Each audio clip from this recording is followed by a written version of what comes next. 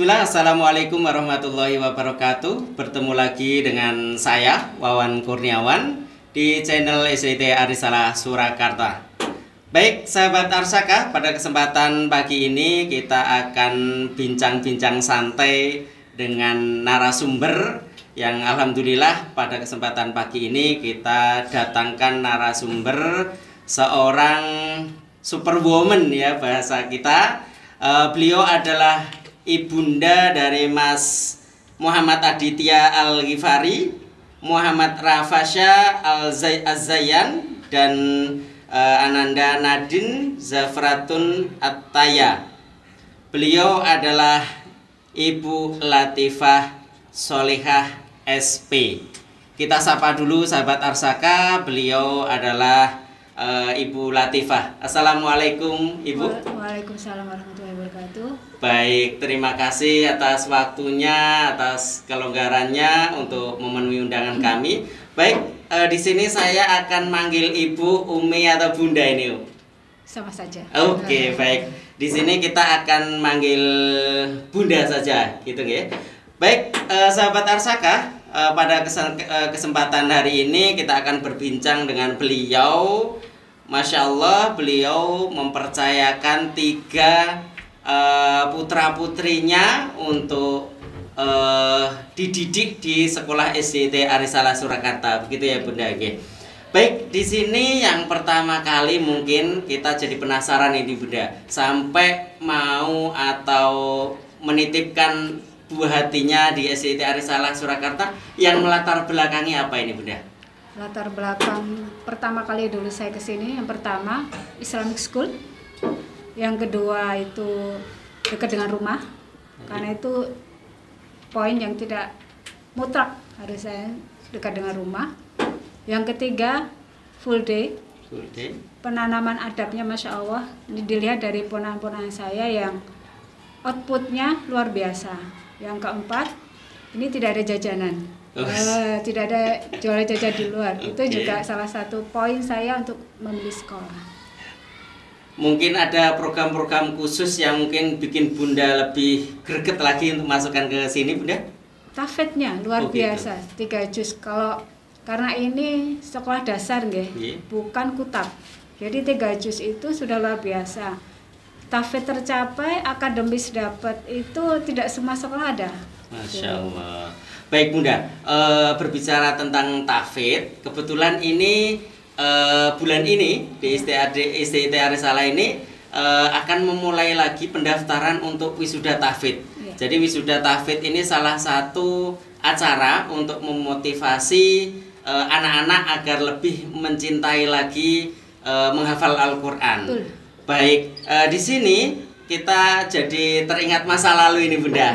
Mungkin kita akan mengingat tentang perjuangannya Mas Adit di bidang tahfidz ini seperti apa ini Bunda? Iya. Jujur, tiap anak itu punya bakat dan punya kelemahan. Awalnya itu Adit itu punya kelemahan di bidang tahfidz. Kalau untuk akademis, alhamdulillah dia itu dari kelas 1 sudah menonjol gitu, walaupun bukan ranking 1, tapi dia termasuk anak yang menonjol. Tapi untuk tahfidz itu luar biasa. Pertama dari kelas 1, kelas 2. Kalau besok tahfidz itu malamnya sudah masuk angin. Nah, apalagi kalau udah jadwalnya setoran, itu Masya Allah luar biasa. Saya pagi aja sudah melo dulu. Jadi saya harus koordinasi dengan ustadzah pengampunya. Alhamdulillah di kelas 3 sudah ada kemajuan. Kelas 4 alhamdulillah ketemu dengan ustadz yang dia itu klik. Masya Allah. Saya jujur saja, mulai kelas 4 harus mengejar dari awal. Jadi juz 30 karena di kelas 1, kelas 2 dia termasuk salah satu anak di bidang tahfidz itu termasuk 3 terbawah. Catatan dari ustadzah itu 3 terbawah karena target tidak pernah tercapai. Selalu nilai itu di bawah 60. Jadi kelas 4 alhamdulillah dengan mulai dari 0 anaknya sudah mulai nyaman karena dia sudah ketemu dan ustadz yang klik. Kita mulai kejar dari awal dan alhamdulillah anaknya semangat. Baik. Jadi apakah setelah anak itu mulai klik dengan pengampu, kemudian Mas Adit ini kelihatan apa nggih, kemampuan untuk menghafal dan mungkin bisa mengikuti program-program tahfidz, khususnya wisuda tahfidz ini, Sebenarnya kalau kemauan ada nggih. Cuman ya itu karena dia punya kelemahan di tahfidz. Ya. Jadi harus semangat itu harus selalu ditumbuhkan. Saya itu punya memori nggih Ustaz waktu saya SD. Baik. Saya tuh pernah ikut lomba puisi se-Surakarta. Gitu. Masuk final. Nggih. Sudah jadi kandidat juara. Nggih. Tapi saya didiskualifikasi. Sampai sekarang tuh saya nyeselnya, Masya Allah. Masya Allah. Saya tuh selalu bilang ke anak-anak, Nggih. ketika kamu punya kesempatan, manfaatkan. Kamu tuh nggak punya kesempatan, kamu nggak manfaatkan, kamu itu mungkin sekarang nggak apa ya, mungkin biasa aja. Tapi besok itu kamu pasti akan gelo. Mumpung kamu ada kesempatan, yuk Bismillah kita bareng-bareng. Kamu semangat yang berojaah, Mama insya Allah nanti semangat yang nyimak, kita berjuang bareng-bareng. Jujur saya itu teringat Ustadz yang memotivasi untuk saya pendampingan anak. Saya itu mendengar percakapan Ummahat di parkiran. Nggih. Pada waktu itu Adit masih kelas 3, masih baru-baru pindah di sini nggih, dari Makam Haji ke Begalon. Saya tuh di parkiran nunggu anak keluar. Ada anak ibu-ibu ngobrol sama anaknya gini. Akhirnya ada celutuk, anaknya itu celutuk gini. Lah Umi nggak pernah nyimak aku, masa aku iso lolos kan gitu. Saya tuh jadi dek. Saya nggak mau. Besok nanti atau lusa saya itu akan ditagih anak saya. Karena saya itu mendampingi setengah-setengah. Saya pengennya ya. Saya dulu punya anak aja angel guys, ibarat kata. Saya harus telah saya memberikan yang terbaik buat anak. Seperti itu. Masya Allah. Sahabat Arsaka, luar biasa. Ternyata perjuangan dari ibunda Mas Adit ya, yang anak pertama nggih, dengan Mas Adit terkait pendampingan dan pengejar kekurangan di kelas 1, 2 dan ternyata di kelas 4-nya Masya Allah. Dan Bunda ini kebetulan nggih, saat kelas 6 ini menurut dari guru-guru di SD Risalah itu Mas Adit apa ya, ada sebuah momen yang luar biasa nggih, di mana momen ini berkaitan tentang persiapan wisuda tahfidz. Ini kita ajak sahabat Arsaka untuk mendengar langsung bagaimana perjuangannya Mas Adit untuk menghadapi ujian-ujian tahapan-tahapan dalam wisuda tahfidz dan juga pendampingan seperti apa yang dilakukan dari orang tua terutama Bunda. Kalau dulu kan dari awal kelas 6 itu kan sudah dikasih checklist ya. Yeah. Si A mau ikut berapa juz, nah juz. Saya tahu saya Adit, Kak ini udah ada pembukaan tahfidz. Kamu mau ikut berapa? Kamu mau ikut enggak? Gitu. Yeah. Aku pengen ikut mah, aku tuh pengen ngerasain berdiri di panggung dengan 3 juz. Masya Allah. Beneran 3 juz. Iya, kan aku sama aja. Sekarang 3 juz, besok kan juga aku juga setoran 3 juz. Gitu. Bismillah ya, Bismillah. Udah daftar 3 juz. Kan itu terus dikasih checklist. Checklist berapa minggu ini harus sudah deh. Ya udah saya ngikuti aja checklistnya itu. Tapi Masya Allah di juz 28 benar-benar babak belur. Benar-benar dari juz aja 1 surat. Juz 8 1 surat itu kesalahan lebih dari 50 plus karena saya nggak mau ngitung lagi. Itu baru 1 surat. Baru 1 surat ya. Di perjalanan waktu sudah mendekati semester 1, saya sampai menyerah Ustaz. Dulu kan guys saya, Ustaz kalau saya ganti juz boleh enggak? Kan saya sampai seperti itu guys. Iya, betul. Karena saya ini ya Allah ini bisa enggak 3 juz. Tapi anaknya itu kan aku pengen 3 juz. Aku kudu iso 3 juz itu. Ya udah bismillah. Tenanan nih 3 juz, kau pengen pindah 1 juz saja. Enggak, aku pengen 3 juz. Aku pengen berdiri di panggung dengan 3 juz ini itu. Di perjalanan waktu ya Allah, seperti apa saya sampai rekam Ustadz.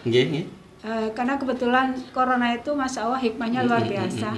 Salah satunya tahfidz saya jadi tahu nggih metodenya. Oh nada 1 seperti apa, 2 seperti apa, 3 seperti apa.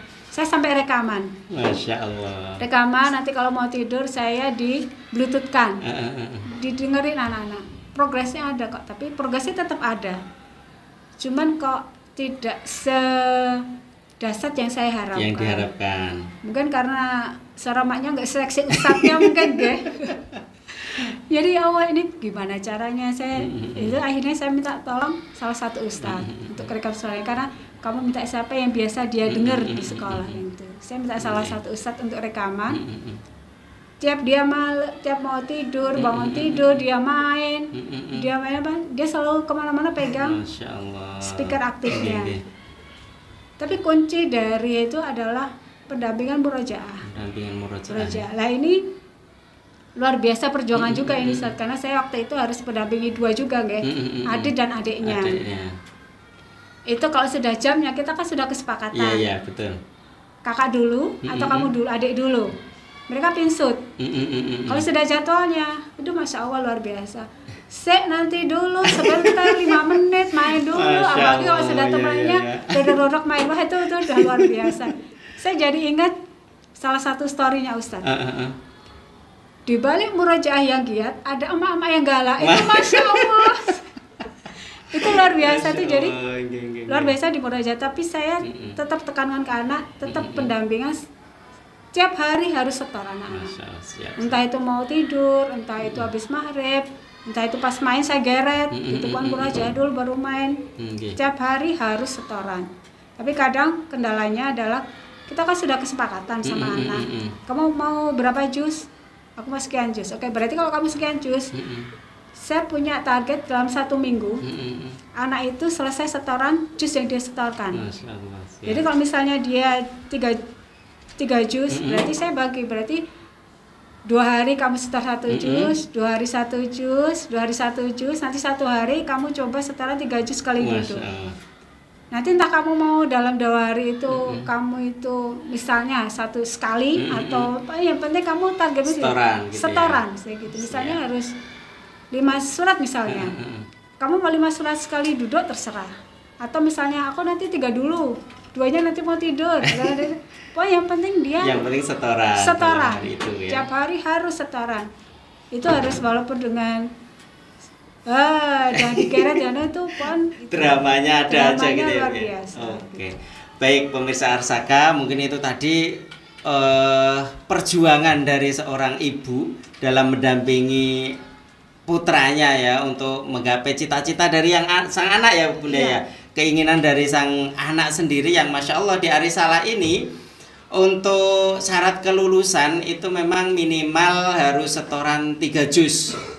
Tapi kalau khusus untuk mengikuti wisuda tahfidz, di situ ada ketentuan-ketentuan yang berlaku tentunya yang tadi disampaikan bahwa maksimal kesalahan untuk 3 juz sekali duduk itu hanya 15 kesalahan.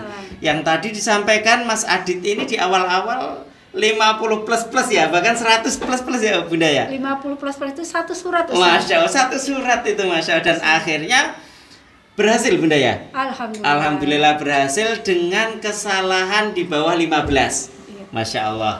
Dan itu sebuah tentunya kami saja mungkin yang dari pihak sekolah itu saja merasa bahagia, kagum. Apalagi mungkin Bunda atau ayahnya di rumah. Seperti apa perasaannya Bunda? Luar biasa. Yang jelas begitu selesai langsung mana hadiahnya. Itu kalau bagi saya hadiah itu kan reward kan? Reward ya. Dan tidak harus barang mahal. Seperti itu. Tetapi insya Allah reward itu adalah keberhasilan kamu, perjuangan kamu. Kalau saya menilainya bukan hasilnya, perjuangan kamu untuk mendapatkan seperti itu. Kalau misalnya kamu kalau lolos, insya Allah hadiah tetap ada. Tapi melihat perjuangannya dia dari kelas 1, kelas 2, kelas 4 sampai kelas 6 seperti itu apresiasi tetap. Baik. Jadi menurut Bunda ini Bunda, kalau misalnya kan ada memang orang tua yang sudah pasrah, pokoknya anak saya sudah saya sekolahkan di sekolah, pokoknya pasrah 100%. Menurut Bunda cocok enggak Bunda dengan pemikiran seperti itu Bunda? Tidak ya Bunda. Karena bagi saya kita itu kan mitra, ibarat sebuah bisnis itu kan kedua belah pihak harus aktif. Gitu. Saya tidak, ibarat kata saya kan titip. Tugas pendidikan utama itu dari orang tua. Gitu ya. Entah itu apakah nanti yang dominan itu ayah atau ibu, itu kan masalah kebijakan di rumah Kebijakan tangga. di rumah Tapi masing-masing. orang tua tetap memegang peranan penting. Ustadz di sekolah adalah membacking, Siap. membacking, jadi mensupport kita, jadi kayak mood booster lah, mood Gitu ya. boosternya orang tua di rumah. Masya Kan kadang kita ya mungkin karena terlalu banyak kata nggih kalau di rumah itu, jadi kadang orang tua yang di sekolah, guru itu satu dua kata kan kadang didengerin. Iya. Kita tak tolong Ustaz, tolong anak saya gitu. Nah, nanti kan Siap, sudah siap. bisa. Nanti kita yang di rumah ya menindaklanjuti dari Oke, keluhan itu. siap. Oke. Baik, Masya Allah, sahabat Arsaka, luar biasa. Ternyata sebuah pemikiran yang salah ketika orang tua sudah merasa menitipkan anak di sebuah sekolahan kemudian dilepas begitu saja. Ternyata menurut Bunda Mas Adit, orang tualah pemegang peran utama dalam pendidikan anak, di mana sekolah hanyalah mitra nggih, untuk menggapai tujuan pendidikan anak, begitu ya Bunda ya. Dan tadi Masya Allah dari cerita Bunda dalam memberikan pendidikan di rumah luar biasa, harus terjadwalkan gitu ya Bunda, kemudian harus konsisten, seolah-olah buat kontrak belajar di rumah gitu ya Bunda ya. Iya. Yang itu jadi kekuatan untuk membimbing anak gitu ya Bunda. Jadi tidak ada alasan karena sudah disepakati antara orang tua dan anak gitu ya, bahwa jam ini waktunya belajar, waktunya murojaah dan sebagainya. Begitu Bunda? Iya. Oke Bunda, mungkin yang terakhir di sini untuk mungkin pesan untuk para orang tua, pemirsa, sahabat Arsaka yang ada di rumah, mungkin pesan apa Bunda yang ingin disampaikan? Silakan Bunda. Anak itu adalah anugerah, dan tugas kita adalah menjaga anugerah itu. Anak bukan milik kita, mereka milik zamannya. Kita sebagai orang tua yang bisa kita lakukan adalah memberi yang terbaik, terutama pendidikan akhlak, karena itu adalah kunci ke depan menghadapi tantangan zaman. Oke, jazakumullah khairan katsiran Bunda, di sini sudah berkenan tukar pengalaman dan sebagainya, bercerita nostalgia pendampingan pendidikan Mas Adit dan adik-adiknya, dan mungkin untuk sahabat Arsaka, sementara kita cukupkan bincang-bincang kita hari ini, dan insya Allah akan kita sambung di lain kesempatan dengan narasumber yang berbeda. Cukup sekian dari kami, jazakumullah khairan atas kehadirannya, mudah-mudahan memberikan manfaat untuk kita semuanya. Dari kami kalau ada salah kata mohon maaf, dan jangan lupa di like, share, dan subscribe channel kami agar channel SDIT Arisalah bisa lebih memberikan manfaat lagi untuk umat. Wassalamualaikum warahmatullahi wabarakatuh. Moga Bunda diminum Bunda.